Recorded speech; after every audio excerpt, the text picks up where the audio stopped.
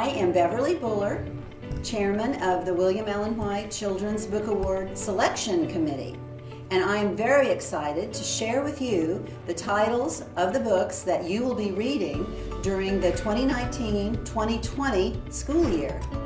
Our next book I'd like to call historical fiction, except there's only one part of it that's really historical. The book is called Refugee, and it is the story of 3 refugees. One of them, it's fiction, but these things could really happen. In fact, one of them kind of did.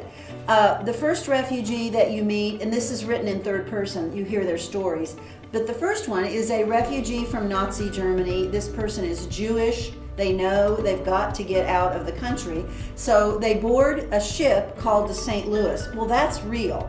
There really was a ship called St. Louis. It got as far as Cuba, and then was told it had to stay in the harbor because the quota for the United States was full. It couldn't come on in to Florida or anywhere. So a lot of this young man's story takes place on this boat. Very interesting. Another one of the refugees is a girl coming from Cuba in 1994, and of course is coming by boat, and it's very perilous. Then there is a little boy coming in 2017 from Syria.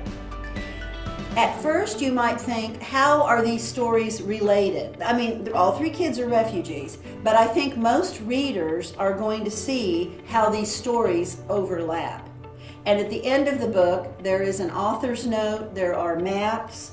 You're going to get a clear picture of what the author had in mind and how these stories do overlap.